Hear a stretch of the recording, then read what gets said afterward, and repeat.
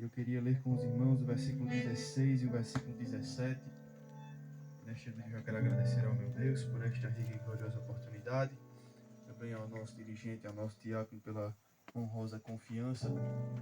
E desde já peço que os irmãos fiquem em espírito de oração, de adoração, para que Deus venha falar conosco nesta noite e venha usar a minha boca. Evangelho de João, capítulo 3, versículo 16 e 17, que vai dizer assim a palavra do Senhor: porque Deus amou o mundo de uma tal maneira que deu seu Filho unigênito, para que todo aquele que nele crê não pereça, mas tenha a vida eterna. Porque Deus enviou o seu Filho ao mundo, não para que condenasse o mundo, mas para que o mundo fosse salvo por ele. Louvado seja o nome de Jesus. Meus irmãos, nós conhecemos essa passagem. Queremos acreditar que esse seja o versículo mais conhecido de toda a Bíblia, de toda a Escritura. Eu tenho certeza que este é o versículo mais conhecido e também o mais citado ou pregado, dependendo da forma como você queira falar. Mas nós entendemos que esse versículo ele tem um tema principal, e o tema principal deste versículo é o amor de Deus para com a humanidade. Glória a Deus. Um amor extraordinário, um amor imenso, um amor grande. Aleluia. Um amor especial. E por que, irmão Adriel, o Senhor diz que o amor de Deus para com a humanidade é um amor especial? Porque se a gente for voltar lá no comecinho da Bíblia, onde vai nos contar a história da criação humana, quando Deus cria a terra, cria os animais, cria o homem, onde Deus cria tudo e deixa só uma regra para o ser humano. Olha, tu pode fazer o que tu quiser, mas tem uma coisa só que tu não pode fazer. Qual é, Senhor? Eu não permito que você coma do fruto dessa árvore aqui, da árvore do conhecimento do bem e do mal. E no Gênesis capítulo 2, versículo 17, a Bíblia vai dizer que Deus, ele diz, olha, se você fizer isso, certamente morrerás. Mas no original essa parte, certamente morrerás, significa de morte morrerás. Deus estava querendo dizer, olha, você vai ter dois tipos de morte se você for contra a minha vontade. Uma morte física, mas também uma morte espiritual, que é a separação de Deus para com os homens.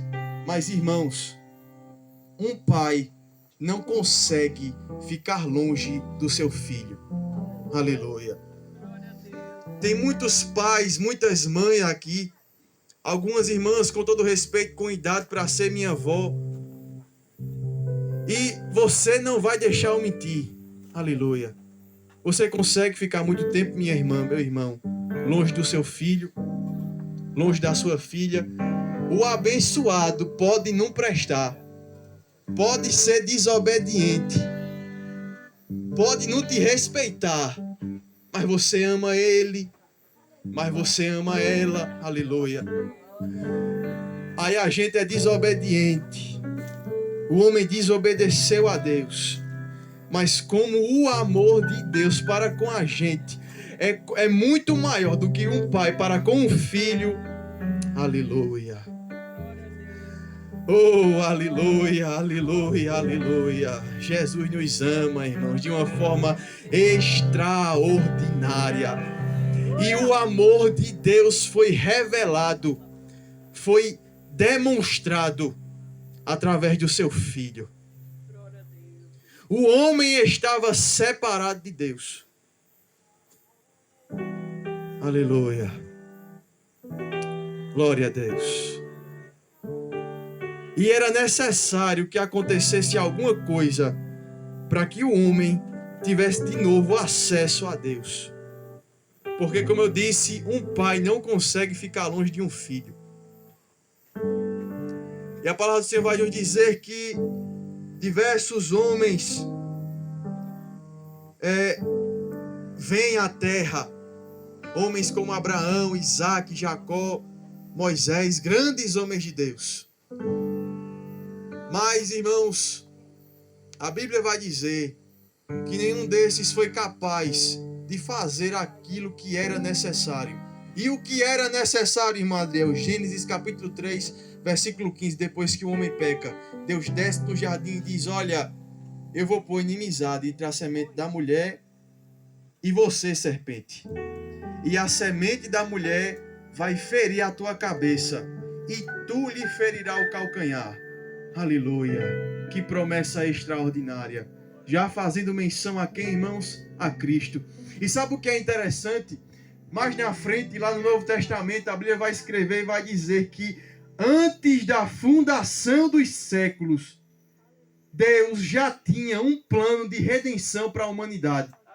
E sabe o que isso quer dizer, irmãos? Que antes do problema acontecer, antes do pecado vir ao mundo, Deus já tinha uma solução. E sabe o que isso nos leva a entender? Antes do problema bater na nossa porta, Deus já tem a solução. E eu queria aqui abrir um parêntese nesta noite e dizer para você, minha irmã, meu irmão, que Deus já tem a solução para o teu problema. Eu não sei qual foi o problema que você chegou aqui apresentando ao Senhor, mas nesta noite eu quero te dizer, Jeová tem a solução nesta noite. Aleluia, aleluia, aleluia, aleluia. E a solução estava pronta, preparada. Oh, glória a Deus. Era necessário o derramamento de sangue. Porque a Bíblia diz que o salário do pecado é a morte. Então quem peca, automaticamente... Porque, irmãos, todo trabalhador tem por direito o seu salário. E se a Bíblia diz que o salário do pecado é a morte, quem peca, irmãos, acontece o quê? A morte. Aleluia. Glória a Deus. Bendito seja o nome de Jesus. Oh, aleluia. Glória a Deus. A partir do Evangelho de Mateus, a Bíblia vai dizer que Jesus nasce. Aquele que estava prometido para vir e morrer em morte de cruz no nosso lugar. Oh, glória a Deus. E a Bíblia diz que Jesus passa 30 anos no anonimato, no secreto. Mas quando ele completa seus 30 anos de idade, ele começa o seu ministério aqui na terra. E aonde ele passava, algo extraordinário acontecia, isso sim é verdade. Aonde ele passava, ele curava. Aonde ele passava, ele chegava com alegria. Aonde ele passava, ele renovava. Aonde ele passava, ele libertava. Aonde ele passava, ele transformava. Aonde ele passava, ele deixava um sinal extraordinário. Mas aquela não era a principal missão de Jesus aqui na terra. Qual era, irmãos? Era morrer no meu e no seu lugar. E a Bíblia diz que um dia, aleluia, sem ter feito nada, Jesus é levado a julgamento. Veja como o amor do nosso Deus é extraordinário para conosco. Ele é levado a julgamento. Porque na época da Páscoa tinha o costume de libertar um prisioneiro. Toda a Páscoa o Império Romano libertava um prisioneiro. E Herodes, ele leva a julgamento 2 homens. Glória a Deus. Jesus e Barrabás. Barrabás era um homem que tinha roubado, tinha cometido crimes.